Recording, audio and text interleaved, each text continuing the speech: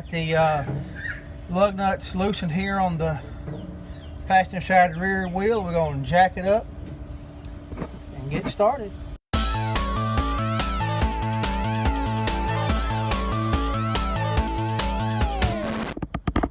Okay, this piston was in a bind.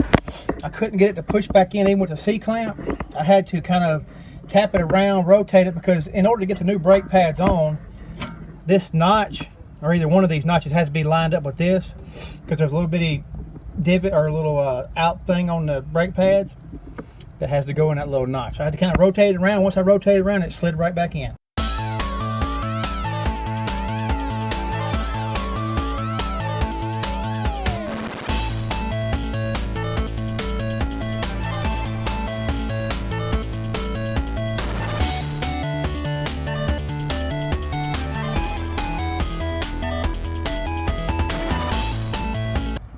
Okay, I stand corrected. I have been fighting with this caliper. Tried to compress it like a normal older vehicle would compress with a C-clamp, or just kind of hammering the piston back in. But I had to resort to the YouTube for a little assistance, since I am a certified YouTube mechanic. There's a special tool that you can borrow from your local parts store that clamps on here, and this actually has to turn clockwise in, because with the emergency brake working, it's kind of like an auto adjuster, and I was sitting here hitting on this and trying to compress it with the C-clamp. That's not going to work. It has to turn clockwise to turn it back in, and now you can see it's flush.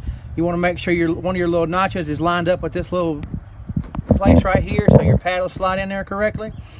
I took a little punch and tapped it around. Would not recommend that. If you're going to do it, I would recommend getting the tool. Don't try this at home.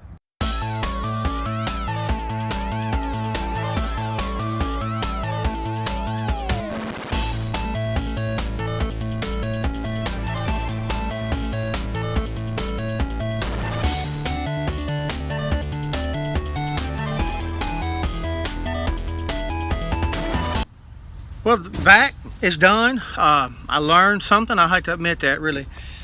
We have to admit we're wrong and move forward from that, but I did learn something.